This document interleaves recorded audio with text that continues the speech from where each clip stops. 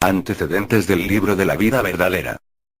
El Espíritu Divino se ha manifestado en el linaje humano en todos los tiempos, Juan 1:9. Desde Adán, que escuchaba su voz a través de los elementos, Génesis 3:8-12. Hasta las generaciones de la presente era, en que nos hemos recreado con la palabra del Espíritu de verdad, el Consolador prometido para estos tiempos, Juan 14:15-18-26. Lucas 10:22. Para que el lector pueda comprender mejor el significado espiritual del Tercer Testamento, o libro de la vida verdadera, vamos a referirnos a grandes rasgos a distintas manifestaciones divinas que ha recibido la humanidad en su camino de evolución a través de los tiempos.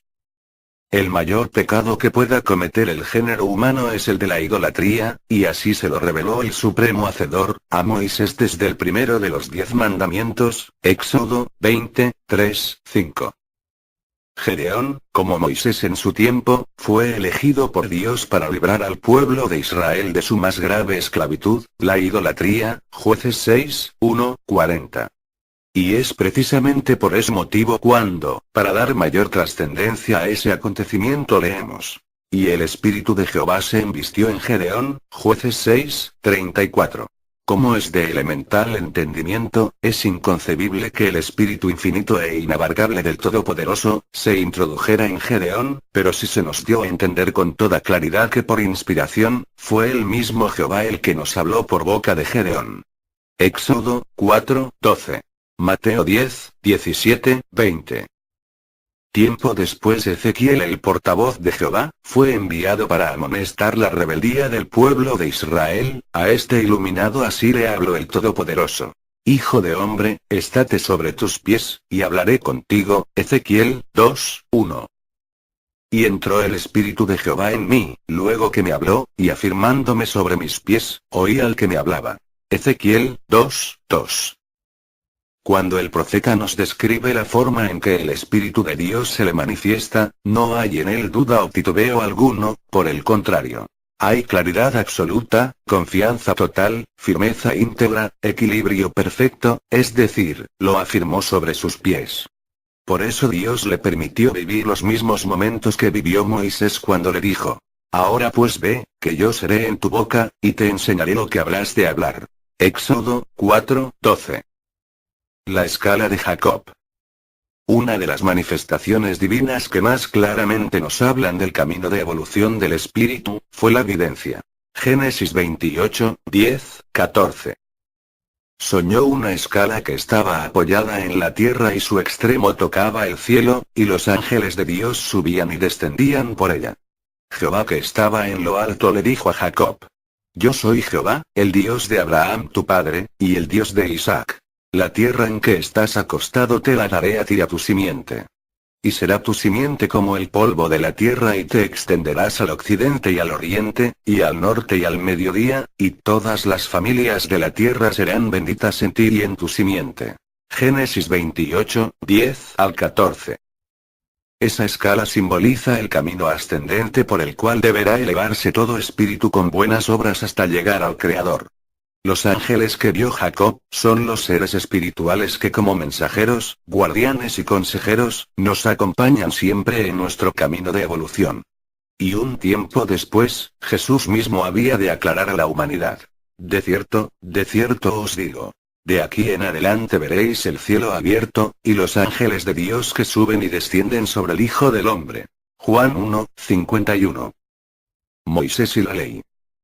Desde los primeros tiempos de la humanidad, el Creador envió al seno de ella, a hombres por quienes aconsejó la virtud y a través de los cuales manifestó su verdad y su justicia.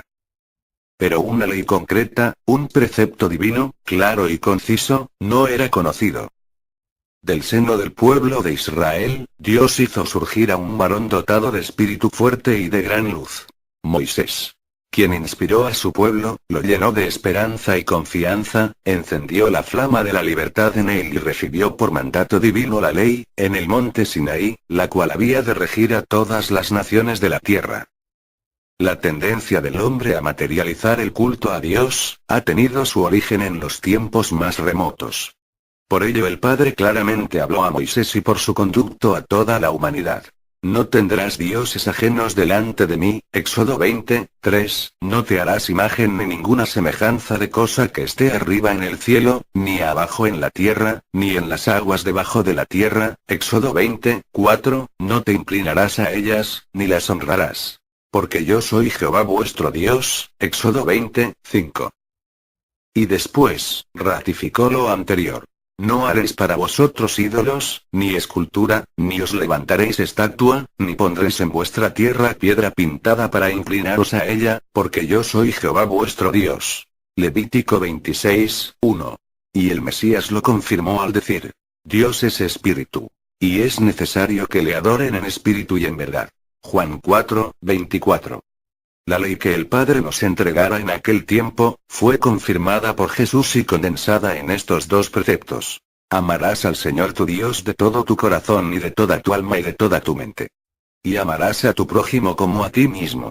Mateo 22:34 al 40, más tarde, el mismo Jesús condensó la ley en un solo mandamiento: amaos los unos a los otros. Juan 13:34. Y ahora ha sido esclarecida por el Espíritu de verdad. En una de las revelaciones de las enseñanzas del Tercer Testamento, nos dijo: Yo os he mostrado mi ley llena de sabiduría, la cual os conduce al bien. Vosotros tenéis cuanto necesitáis para seguirle. El camino ha sido trazado en vuestra conciencia. La ley divina está grabada en vuestro espíritu, 2 Corintios 3:3. Y además, yo siempre os la recuerdo por medio de mis enviados. Y, agregó: si os ajustáis en todo a mi ley, seréis felices. Y díjome: Hijo del hombre, yo te envío a los hijos de Israel, a gentes rebeldes que se rebelaron contra mí. Ellos y sus padres se han rebelado contra mí hasta este mismo día. Ezequiel 2:3. Yo pues te envío a hijos de duro rostro y de empedernido corazón. Y les dirás: así ha dicho el Señor Jehová. Ezequiel 2:4. Durante el reinado de Josafat descendiente de Salomón, su pueblo se vio asediado por tres grandes ejércitos formados por habitantes de Amón, Moab y los del monte de Seir. Josafat, comprendiendo la gravedad de esta situación, decidió consultarle el caso a Jehová. Para ello hizo pregonar ayuno a todo el pueblo judío, reunidos el rey y todo Judá en Jerusalén, en la casa de Jehová. Josafat le expuso al Todopoderoso la agresión armada de que iba a ser objeto. Y estaba allí Jahaziel hijo de Zacarías, levita, sobre el cual vino el Espíritu de Jehová en medio de la reunión, 2 Crónicas 20:14. Y dijo: Oíd, Judá todo y vosotros moradores de Jerusalén, y tu rey Josafat, Jehová os dice así: no temáis ni os amedrentéis delante de esta tan grande multitud, porque no es vuestra la guerra, sino de Dios. 2 Crónicas 20:15. Mañana descenderéis contra ellos. He aquí que ellos subirán por la cuesta de Sis, y los hallaréis junto al arroyo, antes del desierto de Jeruel. 2 Crónicas 20:16. No habrá razón para que vosotros peleéis en este caso. Paraos, estad quietos, y ved la salud de Jehová con vosotros. Oh Judá y Jerusalén, no temáis ni desmayéis. Salid mañana contra ellos, que Jehová será con vosotros. 2 Crónicas 20:17. Entonces Josafat, todo Judá, los levitas, los sacerdotes, y todos los moradores de Jerusalén, se postraron y adoraron a Jehová. Mientras tanto, los tres grandes pueblos que unieron sus ejércitos para sorprender y destruir al pueblo judío, prepararon su ataque. Era un ejército tan numerosísimo, que al preparar la emboscada, se confundieron entre ellos mismos, y los tres ejércitos se dieron muerte entre sí. Al día siguiente, al llegar Josafat y su pueblo encontraron a todos sus enemigos muertos y llevando sobre sí inmensas riquezas, y se dedicaron a despojar a los cuerpos sin vida. Pero era a tal grado impresionante los valores que tenían los muertos, que el pueblo judío necesitó 3 días para despojar los cadáveres. Para una mayor información leer 2 Crónicas 20:1 al 32. Como habló el Supremo Creador a través del entendimiento de Moisés, de Gedeón, de Jaciel hijo de Zacarías y de Ezequiel entre otros muchos profetas, así también nos dio su palabra Dios, en su manifestación como Espíritu Santo a través del entendimiento humano, en este tercer testamento, en el cual va logrando vislumbrar la comunicación perfecta de su Espíritu con el Espíritu del Todopoderoso. Apocalipsis 1, 10 al 17. Apocalipsis 4, 1 al 5. Juan 6, 63. Hechos 8, 26 al 40. Podemos afirmar por revelación divina, que antes de que apareciera el primer hombre en la tierra, habitamos el espacio espiritual en estado de pureza e inocencia. Efesios 1, 3 al 4. Pero en ese estado no podíamos valorizar ninguno de los atributos divinos con los que habíamos sido donados. Por este motivo, el Supremo Hacedor permitió que al habitar este mundo, la carne revelara al Espíritu los misterios de la vida humana. Génesis 3, 1 al 19, y al mismo tiempo que el Espíritu revelara a la materia por medio de la intuición, la presencia del Padre Creador. Romanos 1, 19, 20. Así, ante la debilidad de la materia, estaba la fortaleza del Espíritu iluminado por la luz de la conciencia. Juan 1, 9, en la cual se manifiesta la justicia, la sabiduría y la voz de Dios. Primera de Corintios 3, 16, Segunda de Corintios 1, 12. Al encarnar el Espíritu bajo la influencia de los sentidos materiales, se alejó de su vida espiritual. Génesis 6, 1 al 3, y comenzó una lucha entre los ideales elevados de amor y de virtud propios del espíritu y el apego egoísta de la carne a las pasiones materiales. Esa lucha trajo como consecuencia el dolor, las necesidades y el trabajo arduo, y esta vida se convirtió en un verdadero crisol. Génesis 3, 9 al 24. Y la paz y el bienestar que en su inocencia experimentó el espíritu, fueron desapareciendo a medida que el desarrollo de los dones espirituales y de las facultades humanas avanzaron. Este fue el principio de nuestra evolución espiritual. Primera de Corintios 12, 1 al 3, 14, 1 al 3. El ejemplo de Abel. La bondad infinita del Creador, nos concedió comprender en el ejemplo de virtud y obediencia de Abel, y la desobediencia y rebeldía de Caín, los dos caminos que inexorablemente habrá de recorrer la humanidad y a través de los cuales hemos de retornar al hogar divino. Segunda de Corintios 5, 1 al 5, el camino recto y corto del amor y la sumisión a las órdenes divinas, y la trayectoria larga y tortuosa del odio y el apego a las vanidades humanas. Y el juicio a través de la ley de la reencarnación del Espíritu. Mateo 7, 2, Gálatas 6, 7. Abel al ofrendar a Jehová al primogénito de sus ovejas, Génesis 4, 4, y caer víctima de Caín, Génesis 4, 8, 15, conservó la pureza espiritual con la cual el Todopoderoso le envió a la tierra, convirtiéndose dignamente en el primer justo, Mateo 23, 35, y, por lo tanto, en el primer ministro de Dios, al ofrendar su sangre con humildad, pureza e inocencia. E inició con su sacrificio, la inolvidable y eterna lección de amor que santificó gloriosamente en su tiempo el divino Redentor. Es decir, Abel fue una humildísima representación de, el Cordero de Dios que quita el pecado del mundo. Juan 1, 29 al 34. ¿Por qué? El Cordero fue muerto desde el principio del mundo. Apocalipsis 13, 8, y así Abel profetizó en silencio con su sacrificio, el holocausto que siglos después sufriría Cristo nuestro Señor. Es que Abel comió del árbol de la vida. Apocalipsis 2, 7. Caín en cambio tomó del árbol de la ciencia del bien y del mal y tenía que restituir a su espíritu su original limpidez. Marcos 4, 24. Y ahí están el ejemplo de Abel y Caín como el gran libro abierto para la humanidad de todos los tiempos. Génesis 4, 3 al 15. El árbol de la vida. Y la obra de su primer y fiel intérprete Abel. Y ahí, junto al árbol de la vida, tal y como Dios los plantó desde el momento de su creación, en medio del huerto del Edén. Génesis 2, 89. El árbol de la ciencia del bien y del mal y la obra de aquel que debía de iniciar en sí mismo, la inviolable ley de la restitución. Caín. Gálatas 6, 7.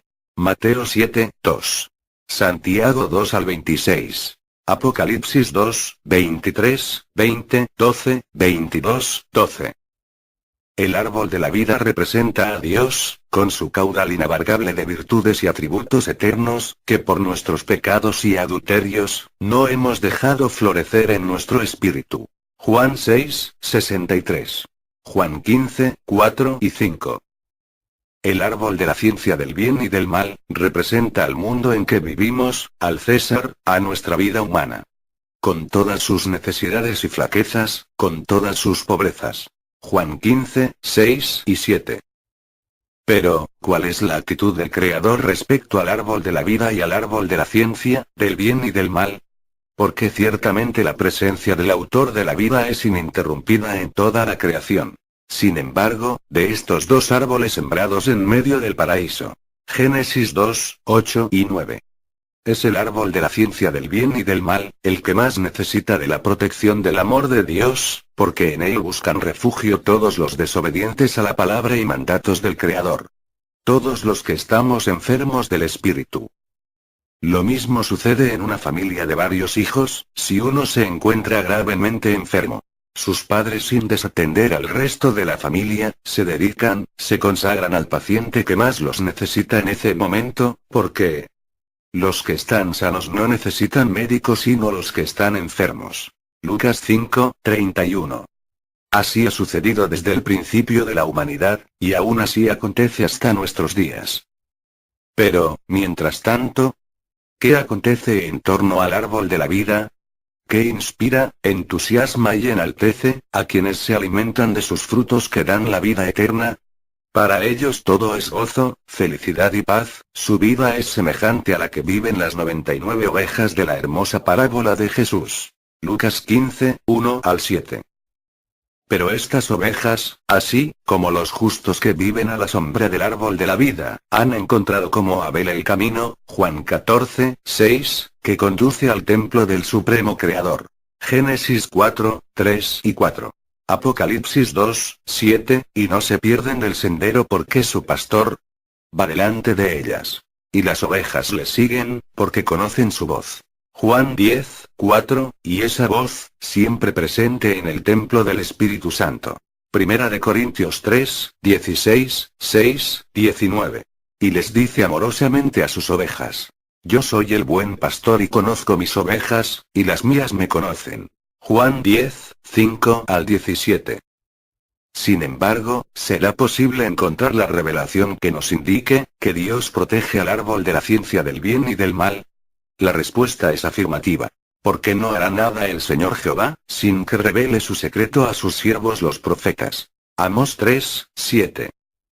He aquí la revelación. Y habló Jehová a Moisés, diciendo: Mira, yo he llamado por su nombre a Bezalel, hijo de la tribu de Judá, y lo he henchido de espíritu de Dios en sabiduría, y en inteligencia, y en ciencia para inventar. Éxodo 31, 1 al 4. Y después leemos: Los ojos de Jehová miran, velan, por la ciencia, o se manifiestan a través de ella. Proverbios 22, 12. Y Jesús, en su tiempo, para recordarnos nuestro deber con la ley de Dios y nuestra misión insustituible como humanos, nos dijo: Dad lo que es de César, del mundo, a César. Y a Dios lo que es de Dios. Marcos 12, 14 al 17. Después, al contemplar que los encargados de la iglesia de Moisés no solo no cumplen con su ministerio, sino que además con su torpeza, ignorancia, fanatismo y materialismo, impiden el desenvolvimiento de la ciencia, les dice: Ay de vosotros, intérpretes de la ley. Porque habéis quitado a quien me busca la llave de la ciencia. Vosotros mismos no entrasteis, y a los que entraban se lo impedisteis. Lucas 11, 52. Y así observamos, que con el paso del tiempo, el árbol, de la ciencia del bien y del mal, constante e ininterrumpidamente cambia, y transforma al mundo, al planeta en que vivimos. Unos frutos saben a miel, otros tienen por finalidad la hiel. Pero demos gracias a Dios que son más los frutos dulces que los amargos.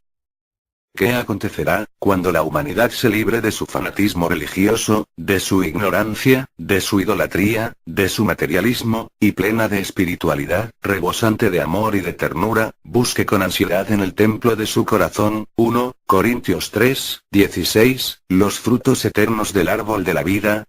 Mateo 6, 19, 21, 7, 7, 11, Apocalipsis 3, 12.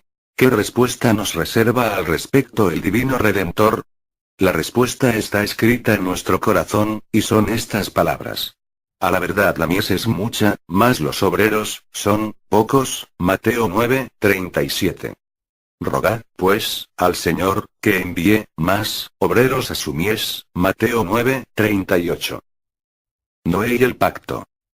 Dios envió al mundo a un varón justo de nombre Noé, a quien le dio la orden de construir un arca en la que fueran salvos él, los suyos y todos los que creyeran en la palabra de Dios, porque la humanidad había caído en maldad y sería destruida toda carne sobre el mundo. Y los hombres no creyeron en la profecía del patriarca y solo Noé y los suyos fueron salvos entrando al arca, y el diluvio limpió la tierra. Génesis 7, 1, 24. Al salir del arca, Noé escuchó a Dios que le decía: fructificad y multiplicaos. Procread abundantemente en la tierra, y multiplicaos en ella. Génesis 9, 7. Y habló Dios a Noé y a sus hijos con él diciendo: yo, he aquí que establezco mi pacto con vosotros, y con vuestra simiente después de vosotros. Génesis 9, 8 y 9. Pero también se nos dio a entender, que serían 3 los pactos que Dios haría con el género humano. Porque le dijo a Noé al ordenarle la construcción del arca: y le harás piso bajo, segundo y tercero. Génesis 6, 16. De manera, que después del primer pacto que el Todopoderoso hacía con Noé, vendría el Cordero de Dios que con su sacrificio sellaría el segundo pacto. Marcos 14, 24. Y a nosotros nos ha correspondido por gracia recibir el mensaje de Dios en su manifestación como Espíritu de verdad, como Espíritu Santo, a través del entendimiento humano, como el tercer pacto o tercer testamento del Creador con la humanidad. Juan 14, 15 al 18, 26. 16, 12, 15. El pueblo de Israel. De los descendientes de Noé, el Supremo Hacedor escogió al patriarca Abraham, a quien probó su fidelidad pidiéndole la vida de su hijo Isaac. Mas al obedecer el patriarca, un ángel suspendió el sacrificio. Génesis 22, 1 al 13. Y Abraham escuchó: multiplicaré tu simiente como las estrellas del cielo y como la arena que está a la orilla del mar. En tu simiente serán benditas todas las gentes de la tierra, por cuanto obedeciste a mi voz. Génesis 22, 17 y 18. Dios hizo pacto con Abraham, antes de nacer Isaac. Génesis 15, 1 al 5. Y después lo confirmó a este diciéndole: habita en esta tierra, y seré contigo, y te bendeciré, porque a ti y a tu simiente daré todas estas tierras, y confirmaré el juramento que juré a Abraham tu padre. Génesis 26, 3. Y multiplicaré tu simiente como las estrellas del cielo. Génesis 26, 4. Y a Jacob hijo de Isaac, también le bendijo. Génesis 28, 13 al 15. Jacob fue nombrado Israel por el ángel de Jehová. Génesis 32, 28. Y fueron sus 12 hijos: Rubén, Simeón, Levi, Judá, Dan, Neftalí, Gad, Aser, Isacar, Zabulón, José, Benjamín. Esta descendencia fue llamada el pueblo de Dios. Mencionaremos también como un dato complementario que Jacob tuvo una hija, Dina. Génesis 30, 21, su madre también fue Lea. Cuando el Espíritu Santo nos dijo que formábamos parte del pueblo de Israel, lo dijo en sentido espiritual, porque todo el que busca y ama la verdad forma parte de ese pueblo. Juan 8, 32. Vemos que Abraham, Isaac y Jacob forman el tronco del pueblo de Dios, llamado espiritualmente Israel el fuerte.